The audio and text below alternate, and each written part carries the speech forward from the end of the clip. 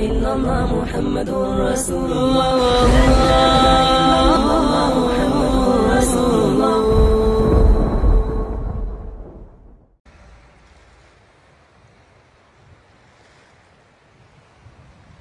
بسم الله الرحمن الرحیم. ایها الاخوة والأخوات، السلام علیکم و رحمت الله و برکاته.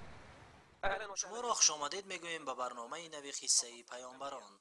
در برنامه گذشته درباره وفات موسی علیه السلام سخن گفته بودیم. سپس کمی از نبی خدا حزقیل گفتیم، چنانه که اهل کتاب ذکر کردند. اما موسی علیه السلام پیش از وفاتش در صحرا با بنی اسرائیل که 40 سال سرگردان شده بودند، با او حادثه های روی داد که در این برنامه آن را با تفصیل برایتان نقل خواهیم کرد. در روزی از روزها موسی علیه السلام با قومش خطبه خواند. قومش از موسی علیه السلام سؤال کردند. پرسیدند: داناترین مردمان کیست؟ موسی علیه السلام که هیچ کس در بنی اسرائیل از او داناتر نبود گفت من. خداوند او را عتاب کرد. خداوند برای جوابش او را عتاب کرد، زیرا او این را به خداوند نسبت نداد. خداوند ذوالجلال به او گفت: ای موسی، من بنده ای دارم که علمی دارد که تو آن علم را نداری. من بنده ای دارم که کارهایی را میداند که تو نمیدانی. ای موسی. موسی علیه السلام را نشان داد که علم هم از آن خداوند است که برای انسانها داده شده است. خداوند میگوید: ما از علم برای شما جز اندکی نداده ایم. موسی علیه السلام کوشش کرد. از خداوند پرسید که کیست آن بنده است که علمی دارد که من نمیدانم. خداوند به او خبر داد که این بنده ای است با نام خضر. این مرد را از نزد جمع شوی دو بحر میابی، دو بحری که در یک مکان جمع میشوند. در آن جایی که دو بحر یک جا میشوند او را در میابی. نامش خضر است. چه قصه ای دارد خضر؟ کیست خضر؟ آیا او نبی از انبیا است یا دوستی از دوستان خداوند است؟ این مسئله است که در آن اختلاف است. قولی درست باز خداوند داناتر است این است که او نبی است، زیرا خداوند او را به بعضی از امرهای غیبی آگاه ساخته بود. موسی علیه السلام کوشش میکرد، میگفت: ای پروردگار، میخواهم او را ببینم. کدام بحر است آن؟ در کجا این بحر به بحر دیگر روبرو میشوند تا من آن مرد را بیابم؟ خداوند او را خبر داد که آنجا یک علامتی است. ای موسی، نزد آن بحر برو، نزد آن یک جا شوی بحرها برو، آن مرد را بجوی. نمیابی آن مرد را مگر اینکه ماهی داری که آن را گم بکنی. با خود یک سبدی بگیر و در آن ماهی را بگذار، ماهی مرده را. وقتی که این ماهی را گم کردی در همان مکان خضر را میابی. چرا موسی علیه السلام خضر را میجوست؟ تا از او تعلیم بگیرد. موسی علیه السلام میخواهد از این مرد علم آموزد. وإذ قال موسى لفتاه. کیست آن جوانی همراه موسی علیه السلام؟ مردی با نام یوشع ابن نون، جوانی مخلص با موسی علیه السلام، که روز میرسد که اون نبی از انبیای خداوند می شود. موسی علیه السلام به یوشع گفت: من روی زمین سیر می کنم و در نزد بحر خضر را می جویم. گفت: چگونه او را می یابی؟ گفت: با خود سبدی بگیر و در آن ماهی بگذار. وقتی که ماهی را گم کردی مرا خبر کن، زیرا مکانی که در آن ماهی را گم میکنیم آن مرد را در همان مکان میابیم. یوشع با او گفت: چقدر وقت لازم است تا در روی زمین بگردیم و یا در بحر تا اینکه آن مرد را بیابیم؟ گفت: روی زمین یا روی بحر سالیان دراز هم که باشد میگردم تا این مرد را پیدا کنم و از او تعلیم بگیرم. وإذ قال موسى لفتاه لا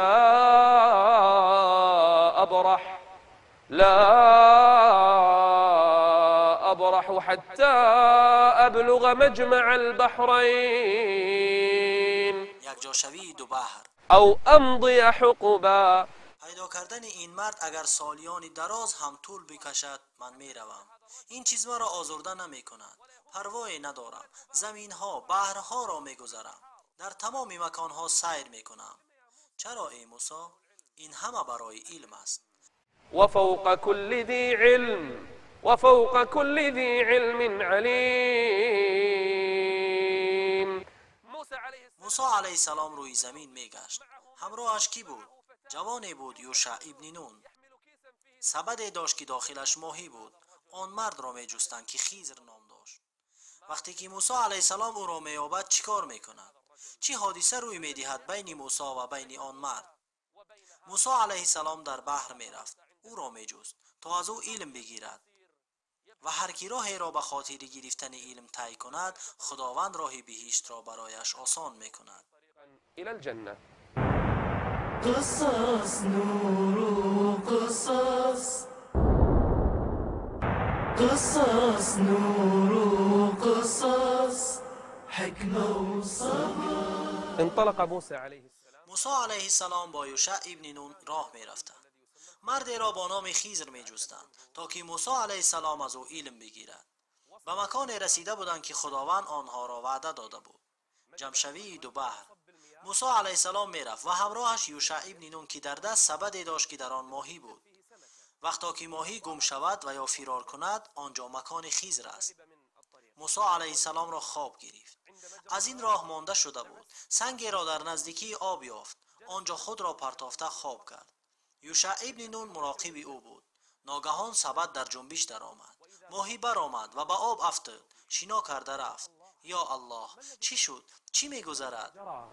فلما بلغا مجمع بينهما نسيا حوتهما فاتخذ سبيله في البحر سربا. یوشع ابن نون منتظر ماند تا موسی علیه السلام از خوابش بخیزد، اما فراموش کرد که او را با خبر کند به این که ماهی را گم کرده است. موسی علیه السلام همراه یوشع راه را ادامه دادند. از آنجا خیلی دور شدند. با آن جوان گفت. موسی علیه السلام گرسنه شده بود. گفت برای ما خوراک آماده کن. پس چون گذشتند، موسی علیه السلام به نوجوان خود گفت برای ما طعامی چاشتی ما را بیار. همانا از این سفر خود رنجه بسیار یافتیم. به یاد آورد کی؟ یوشع ابن نون به یاد آورد که ماهی گم شده است. او در آب افتاده شنا کرده رفت. آیا دیدی وقتی به سنگ تکیه کردیم نزد یک سنگ لب آب؟ به یاد داری وقتا که آنجا خواب کردی؟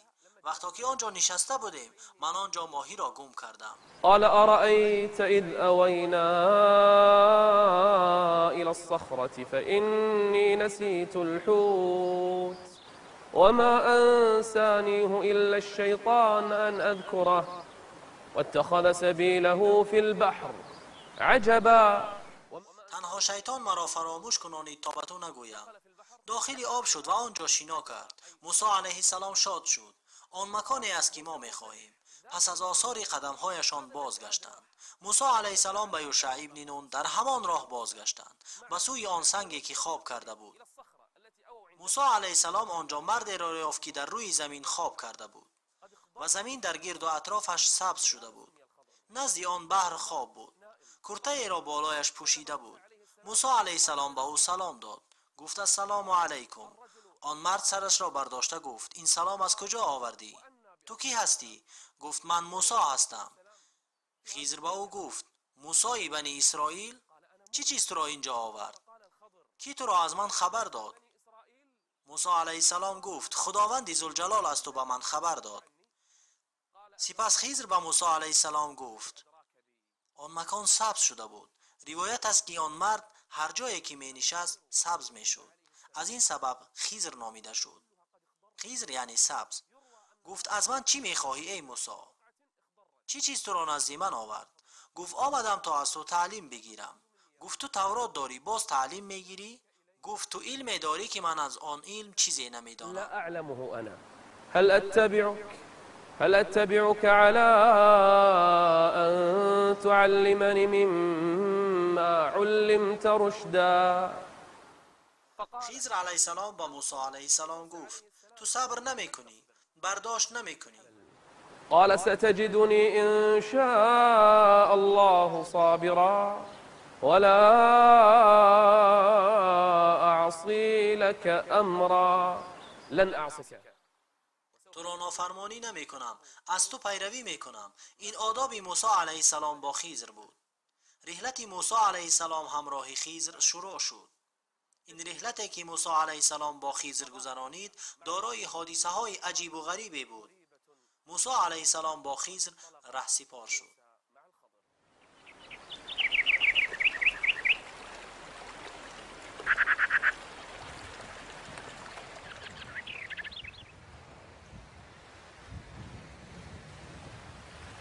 انطلق موسی علیه السلام همراه خضر در اول رحلت به سوی بحر رهسپار شدند.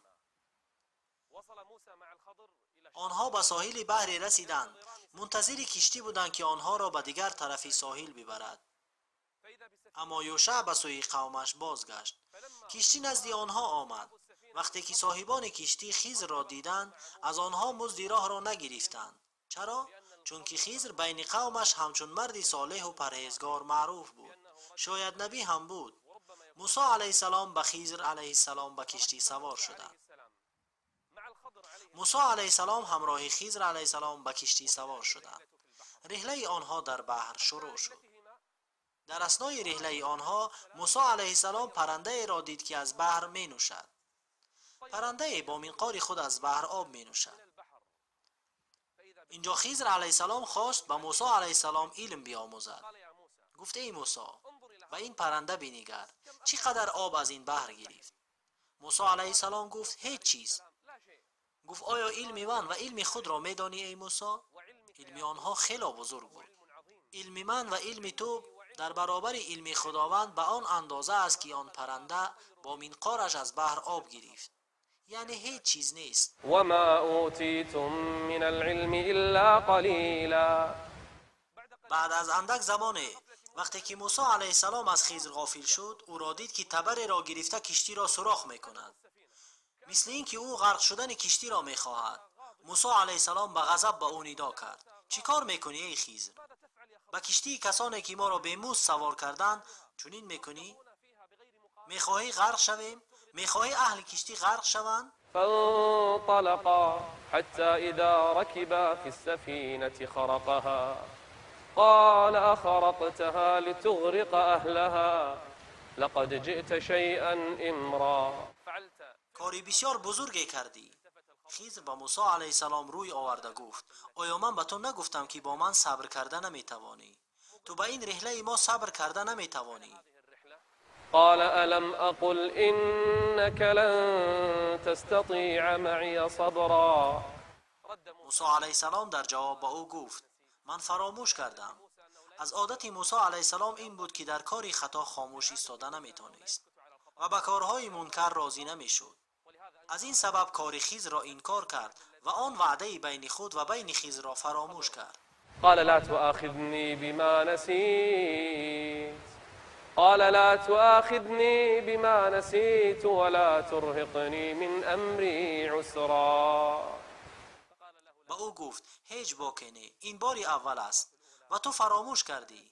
خضر این کاری او را نادیده گرفت و راه خود را ادامه دادند.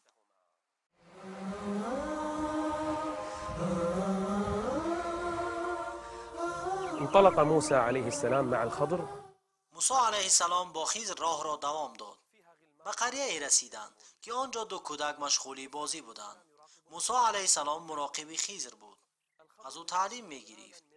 خضر به یکی از آن دو کودک چشم انداخت. مراقب او بود. موسی علیه السلام در تعجب بود. خضر چیکار میکرده باشد؟ از پی آن کودک رفت تا اینکه او را تنها یافت. خضر او را داشته به قتل رسانید. اینجا موسی علیه السلام خود را داشته نتوانست.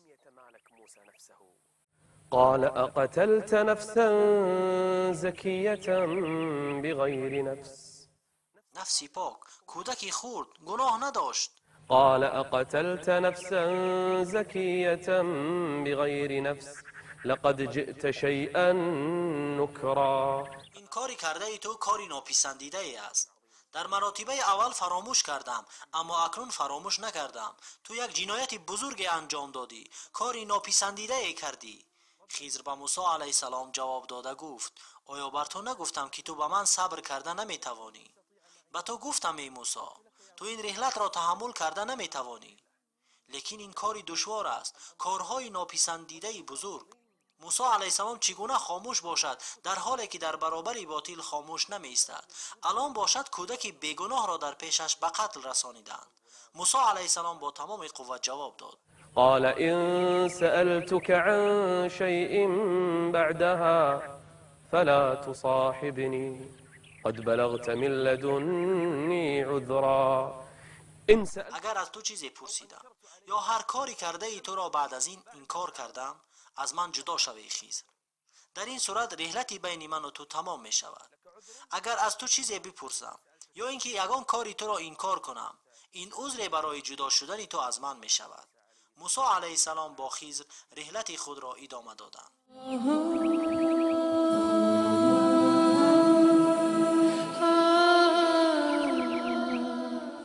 موسی علیه السلام همراه خضر به قریه‌ای رسیدند که مردم آنجا بخیل بودند. اهل آن قریه صفت بخل داشتند. از اهل آنجا طعام خواستند، اما کسی از مردم آنجا با آنها طعام نداد. بسیار گرسنه شده بودند. وزمینی سفر آنها را بیمدار و گرسنه کرده بود و هیچ کسی از آن مردم به آنها خوراک ندادند. وقتا که بیگاه شد و آنها زیر سایه دیوار نشسته بودند، خضر دید که آن دیوار در حال افتادن است و خیست تا آن دیوار را بازسازی کند. موسی علیه السلام نیز همراهی او خیست. موسی علیه السلام از این مرد در تعجب بود. چگونه شبی دراز بیدار ایستاده دیوار را می سازد که نمی داند صاحب آن کیست، بلکه آنها را از آنجا پیش کرده بودند. هیچ طعامی به آنها نداده بودند. با این وجود برای آنها دیواری را بازسازی می کند. وقتی که صبح شد، موسی علیه السلام اعتراض کرده به او گفت: چرا برای بازسازی دیوار اجر طلب نکردی؟ حتى إذا أتيا أهل قرية استطعما أهلها فأبوا أن يضيفوهما فوجدا فيها جدارا يريد أن ينقض فأقامه. موسی علیه السلام خیش را داشته نتوانسته گفت: قال لو شئت لاتخذت عليه أجرا. اینجا خضر علیه السلام به موسی گفت: رحله ما تمام شد، صحبت ما به انجام رسید.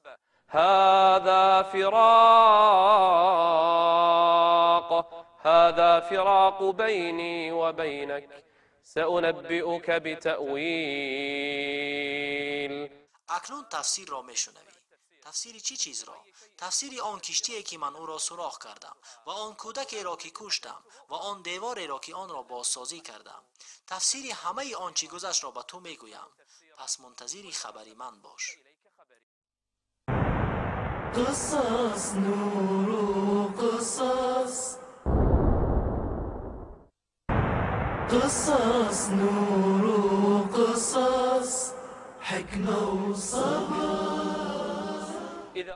ای موسی، اگر میخواهی سبب سوراخ کردن من آن کشتی را بدانی، پس به من گوش انداز. آن کشتی را در آن طرف ساحل پادشاه ظالم منتظر بود. آن پادشاه ظالم کشتی های می آمده را منتظر می شد و می دید هر کشتی که عیب نداشت آن را می گرفت و زوری می گرفت، آن را غصب می کرد. ای موسی، آن کشتی که ما در آن سوار شده بودیم کشتی مسکینان بود. به سبب آن یتیمان و ضعیفان و فقیران را نفقه می دادند و اگر آن پادشاه ظالم آن کشتی را از آنها می گرفت آنها هلاک می شدند. کی آنها را کمک می کرد؟ چندین عائله به نان می ماندند. از این سبب آن را سوراخ کردم.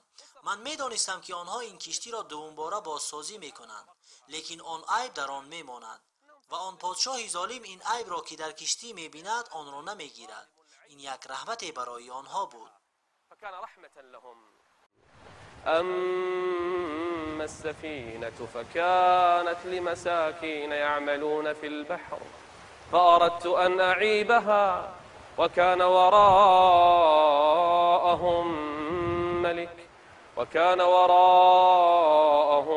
ملك يأخذ كل سفينة غصبا. او پادشاهی ظالم بود و آنها مسکینان و ضعیفان و فقیران بودند و از پس آنها یتیمان نیز بودند. ای موسی، این کار من برای آنها از روی رحمت و شفقت بود، نه اینکه از روی ظلم، بلکه خیر برای آنها بود. سوراخ کردن من آن کشتی را که تو به آن زید برآمدی برای آن ضعیفان و مسکینان و فقیران یک خیر بود و این اولین حادثه بود که تو به سبب آن به من زید برآمدی. اکنون به تفسیر حادثه های دیگر گوش انداز ای موسی. كلها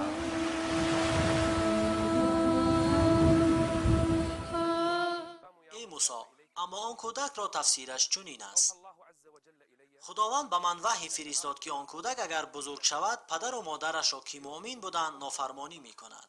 از آنها سرپیچی می کند بلکه کافر می شود و این کودک الان خردسال است. اگر بمیرد قلم تقدیر با او چیزی نمی نویسد. کشتن آن طفل رحمت برای خود طفل و رحمت برای پدر و مادر اوست. بلکه ای موسی، خداوند ذوالجلال مرا خبردار ساخت به اینکه پدر و مادر را به سبب حزن و اندوهشان پسر دیگری بر عوض آن کودک می دهد. وأما الغلام فكان أبواه مؤمنين فخشينا أن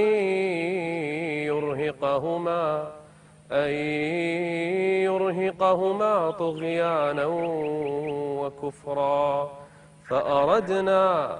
فأردنا أن يبدلهما ربهما خيرا منه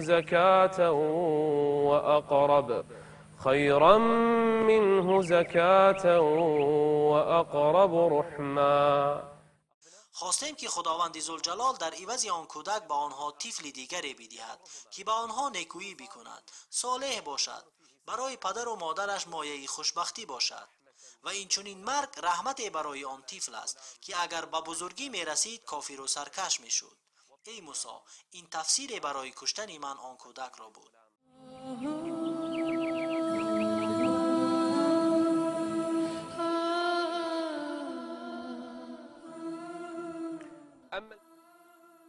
ای موسی، به خبر آن دیوار گوش بینداز.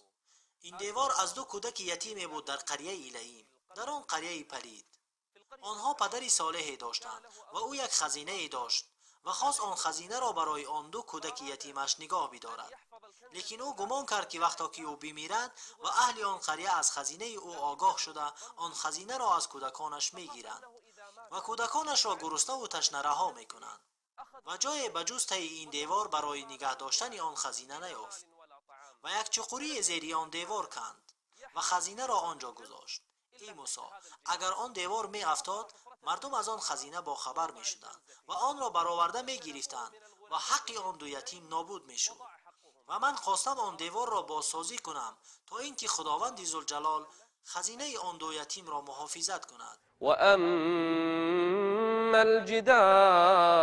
الجدار فكان لغلامين يتيمين في المدينة وكان تحته كنز لهما وكان أبوهما صالحا. سبب حفظ و نگهداری آن خزینه آن بود که پدری آنها صالح بود. وكان أبوهما صالحا فأراد ربك أن يبلغا أشدهما ويستخرجا كنزهما رحمة من ربك وما فعلته عن أمري هر کاری را که من انجام دادم، از سوراخ کردن کشتی تا کشتن غلام و بازسازی دیوار، هیچ یک آنها را از پیش خود نکردم، بلکه همه آنها وحی از جانب خداوند ذوالجلال بود.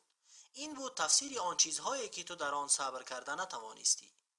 رحلت بین موسی و خضر به پایان رسید و با همین قصه از قصه های پیامبران خداوند ذوالجلال به پایان رسید. در برنامه آینده با خواست خداوند ذوالجلال همراه ما نبی دیگر خواهد بود که او آن جوانی است که همراه موسی علیه السلام بود، یوشع ابن نون، آنی که در دست سبد ماهی داشت. چه قصه ای دارد این نبی و چگونه بیت المقدس برای بنی اسرائیل فتح شد؟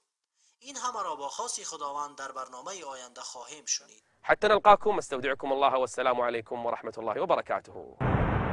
قصص نور